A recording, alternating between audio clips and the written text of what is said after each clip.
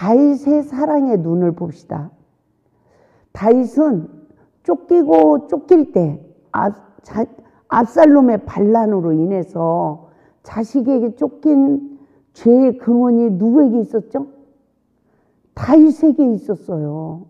다윗이 밧세바 여인을 취하여서 범죄한 것으로 용서는 받았지만 보응이 오는데 세상에 요셉의 자녀들은요, 형제들이 강간해.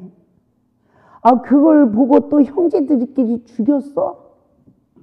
살인까지 해. 그러더니 압살롬이 백성들의 마음을 빼서 꼭 성문에 앉아가지고 성문들에 들랑달랑 하는 사람들의 마음을 뺏는 게 얼마나 큰 죄인 줄 압니까? 제가 하나님의 사역을 하다 보니까 꼭 그런 사람들이 있더라고. 하나님이 일을 해도 꼭 그런 사람이 있어. 이곳에 들랑달랑 하는 사람들을 마음을 뺏어가지고 영혼도 실족시키고 엉뚱한 일을 하는 사람들도 있어요, 없어요? 이때니까요.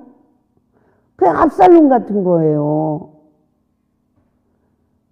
그래서 하나님의 의를 세우지 못하게 하고 방해시키는 그런 사람들이 있어요. 그렇게 쓰임받으면 안 돼요. 맞죠? 그냥 압살롬이 백성들의 마음을 뺏었어. 그러고서는 반란을 일으키는 거 아닙니까? 그래가지고요, 다윗이 부랴부랴 쫓겨나면서 그 성에다 자기 후궁 10명을 놓고 왔는데, 다윗은 범죄할 때 몰래 한 여인을 취한 거 아닙니까? 그랬는데 아들은 그 많은 백성들이 보는 옥상 위에서 10후궁을 범해. 세상에 아버지의 후궁을 범하는 거야. 기가 막힌 일이에요. 그래서 다윗이 쫓겨서 요단강까지 건너가잖아요. 그런데 그렇게 쫓기는 다윗을 길르앗 바슬레가 맞이해요.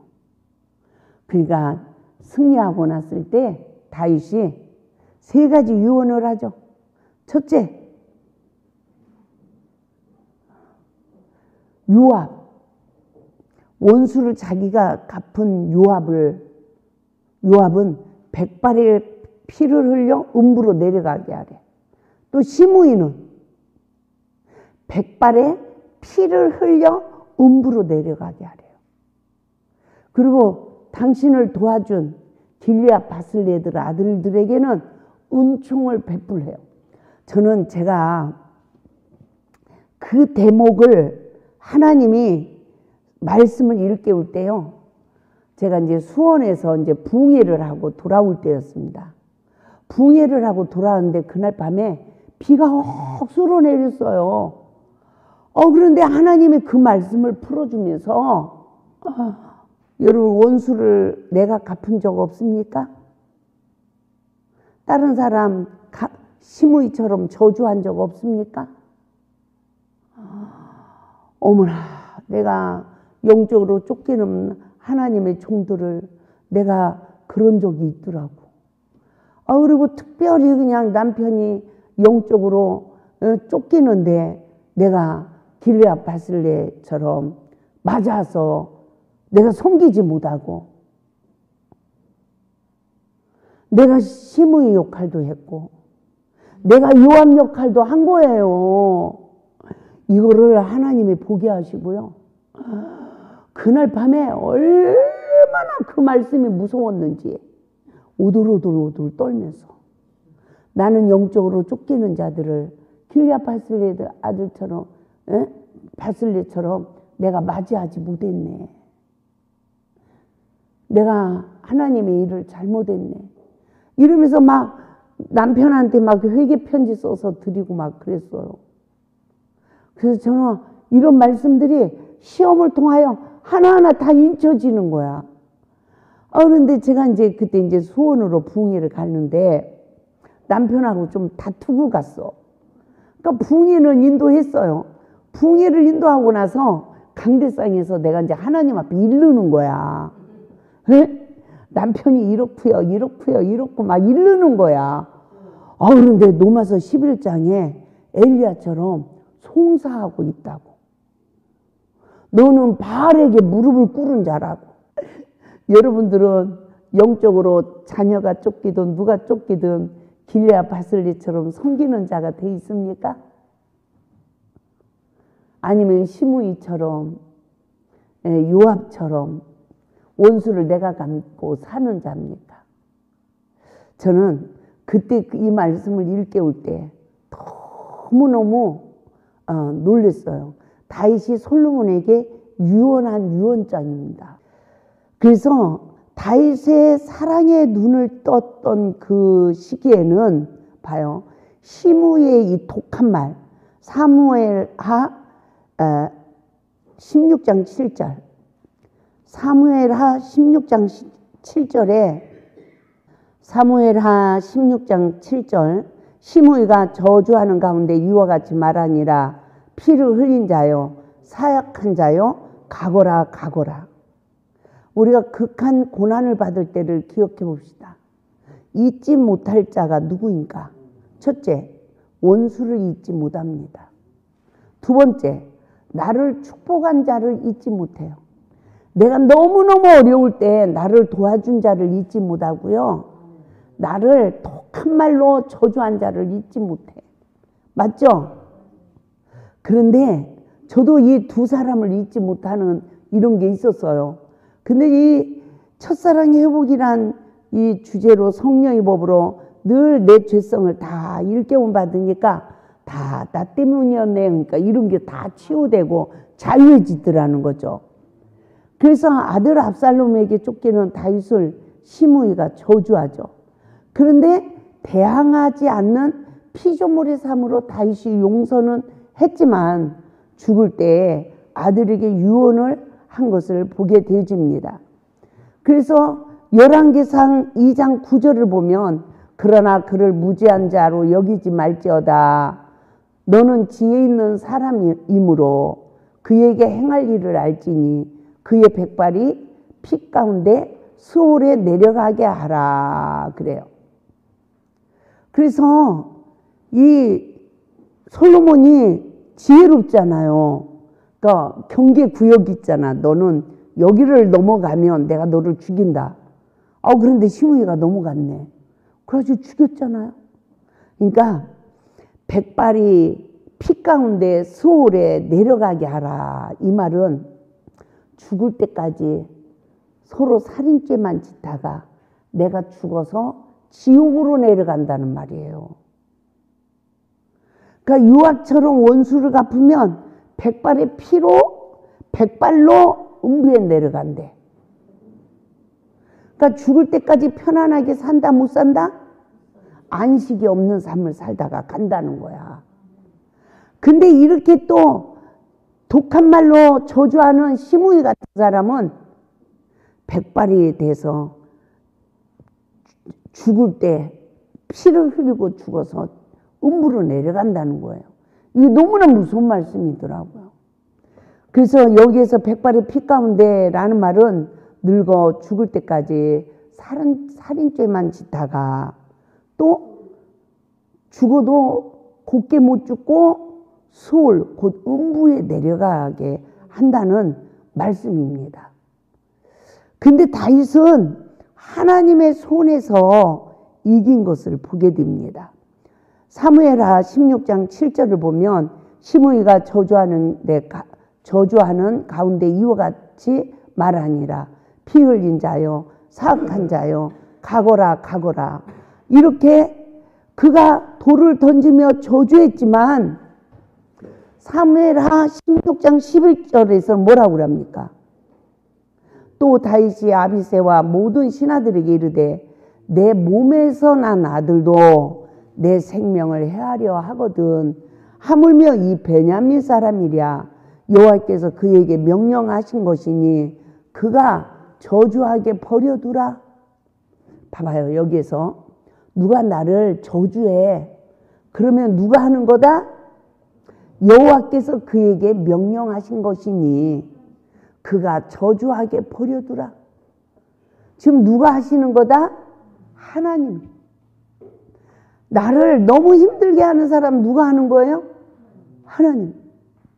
제가 하나님께서 내 내면의 죄성을 하나님이 보게 하시면서 이걸 회개를 시키는데요. 심지어 별 사람을 다 붙이더라고. 자기 마누라가 있어. 근데 여기 누나들 혼자 사는 자매를 불륜관계를 가져가지고 나보고 두 사람 결혼 주례를 서달래. 부인이 있는데. 그래서 나는 못 해준다. 그리고 이렇게 하면 되냐. 강도사였어요. 하나님 믿는 사람이 이러면 되냐. 이러고 야단을 쳤네 내가. 이랬더니 여기저기에다가 쓰레기를 이렇게 모아놓고 불을 태워갖고 그 사진을 찍어갖고 고소했어요. 그래가지고 벌금 내고 경찰서 다니고 막 이랬잖아요 제가. 그러니까 제가 용서가 되겠어요? 진짜요? 막 진짜 너무너무 힘들죠? 그런데 꿈에, 그날 밤 꿈에 큰 배야. 근데 그 배를 바닷물로 끌고 들어가야 배가 뜨잖아요. 가지고 거기에 동요줄이 막 쫙 매있어. 근데 막 영차 지금 그 배를 막 끌고 바다로 들어가야 되는 거야. 근데 그 사람이 내 옆에서 같이 그거를 끄는 거야. 내가 그 꿈을 꾸고 나서요, 제가 마음이 바꿔졌어. 따라서 합시다. 하나님 일하는데 동력자구나. 어떤 동력자예요? 말도 안 되는 내가 누명을 쓰고 말도 안 되는 저기를 했지만 하나님은 그 사람을 통해서까지 내 속사람을 변화시키는 거야. 원수까지 사랑할 수 있는 자로 나를 변화시켜 가시더라니까요. 할렐루야. 그래서 다윗은 그 시므의 독한 저주의 말도 내 몸에서 난 아들도 내 생명을 해하려 하거든. 하물며 이 베냐민 사람이랴. 여호와께서 그에게 명령하신 것이니 그가 저주하게 버려두라. 이런 거예요. 하나님의 구속의 섭리 안에서 말씀으로 이긴 거예요. 그래서 그는 절대 하나님의 주권을 침입하지 않고 하나님의 질서를 인정하며 절대 복종하는 자가 된 줄 믿습니다. 그래서 조물주가 아닌 피조물의 삶으로 겸손하게 살았던 것을 보게 됩니다. 우리는 고난의 시기에 이와 같이 피조물의 삶으로 이겨야 되는 거예요. 믿습니까? 그래서 선으로 내게 갚아주시는 하나님을 알게 됐어요. 사무엘하 16장 12절. 혹시 여호와께서 나의 원통함을 감찰하시리니 오늘 그 저주 때문에 여호와께서 선으로 내게 갚아주시리라. 누가 나를 너무너무 힘들게 해도 내가 이것을 참으면 이 원통함을 누가 갚아준다? 오늘 저 사람이 나에게 저주하기 때문에 여호와께서 나에게 선으로 갚아주실 것이다. 이 말이에요. 누가 나를 저주하면 내가 그를 대적하지 않고 내가 말씀으로 이기면 누가 갚아준다? 하나님이 선으로 갚아준다는 것입니다. 다윗은 하나님의 긍휼을 입는 겸손한 자였어요. 다윗은 악한 시험이 올 때 참았습니다. 원수를 하나님이 갚아주셨어요. 다윗이 요단강을 건너왔을 때, 회복이 됐을 때 악을 선으로 이기는 하나님의 자녀의 권세가 주어진 거예요. 그래서 다윗이 이제 이겼어. 아들 압살롬이 죽은 거예요. 그래서 이제 다시 요단을 딱 건너오니까 제일 먼저 누가 와서 엎드려요? 시므이가 제일 먼저 와가지고 엎드려. 그런데요, 참 하나님이 다윗에게 은혜를 베풀어요.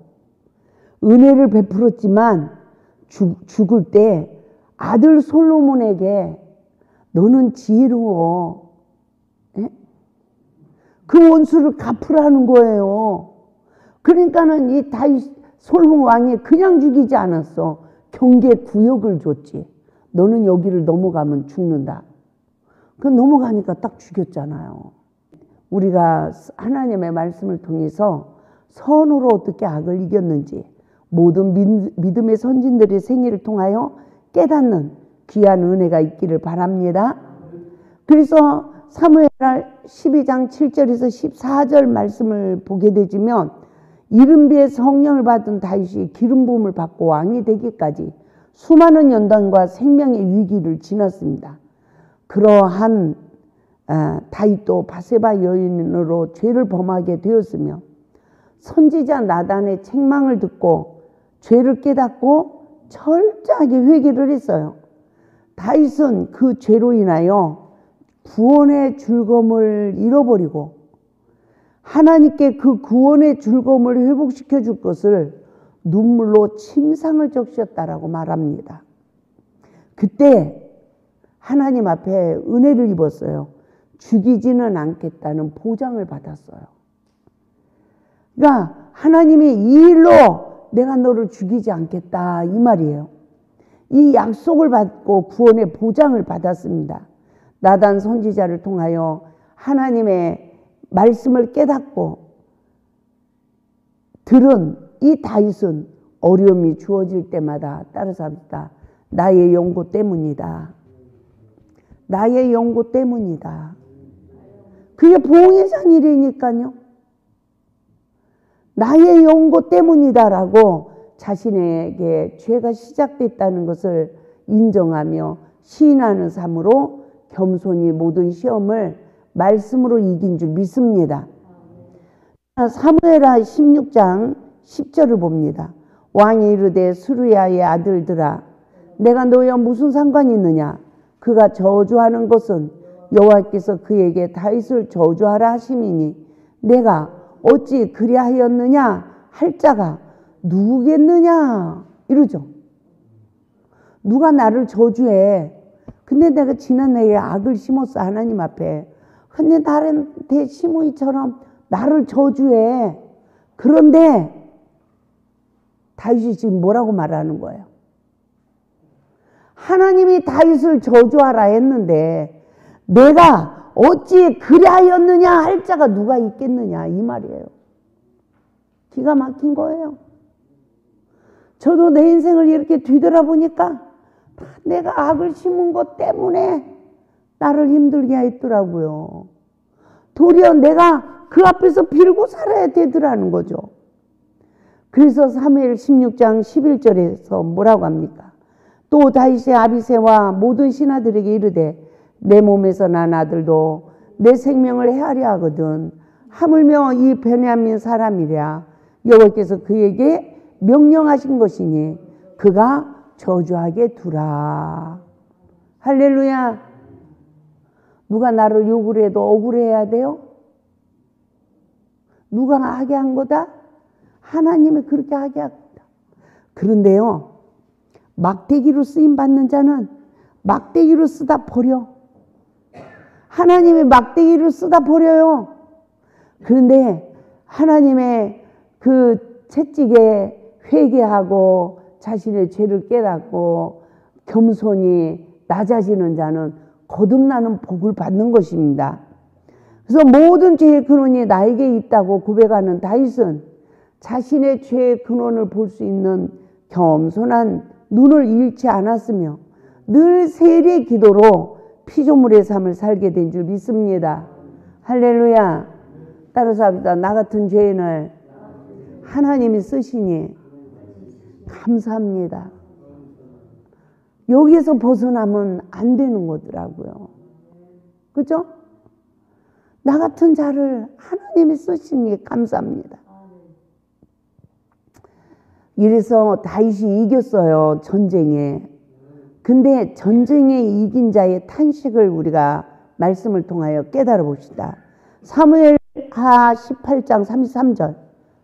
왕의 마음이 심히 아파 문 2층으로 올라가서 우니라.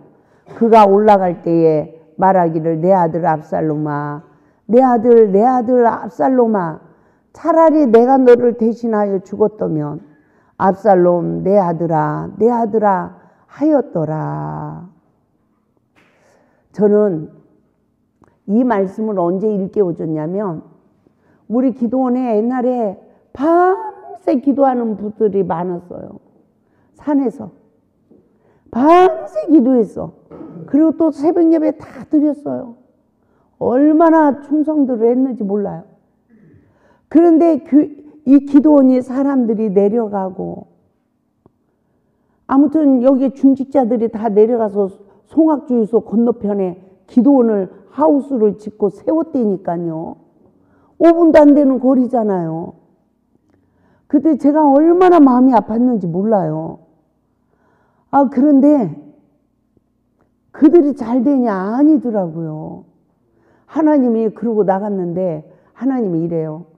네가 부족해서 네 백성들을 성도들을 다 그쪽으로 옮겨놨으니 네가 쌀 한 가마 사다 줘라 이래. 가고 싶겠습니까? 근데 쌀을 가지고 가서 내가 진짜 쌀을 드리고 내가 무릎 꿇고 용서를 빌었어요.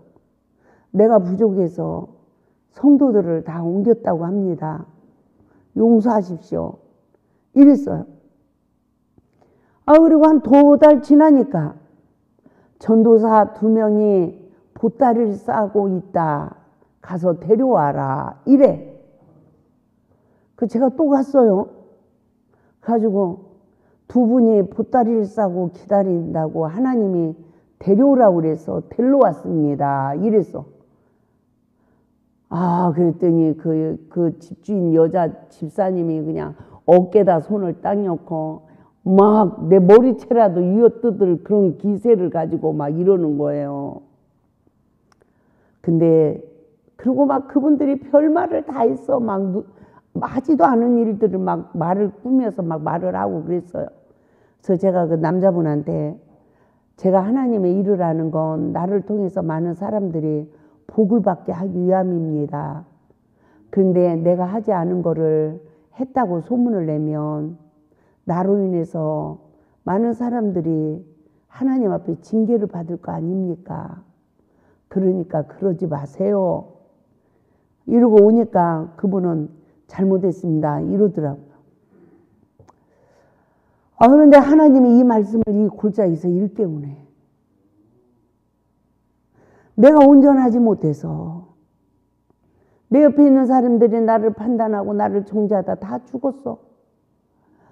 근데 전쟁에 나는 첫사랑 회복이라는 이 강의를 통해서 성경을 일깨워서 나를 보게 하고 나는 영적으로 이기는데 그들은 죽었네. 그래가지고 하나님이 다윗의 마음을 갖고 울게 하는 거예요. 전쟁에 이긴 자는 기쁩니다. 그러나 다윗은 슬퍼했어요. 그 영적 이유를 잘 깨달아 봅시다. 나 때문에 저들이 영적으로 죽었는지 살았는지 돌이켜 봅시다. 왜 죽었습니까? 내 허물을 논하고 대적하다가 죽고 더 나아가 원수관계가 되어 나를 십자가에 못 박다가 그들이 죽은 거예요.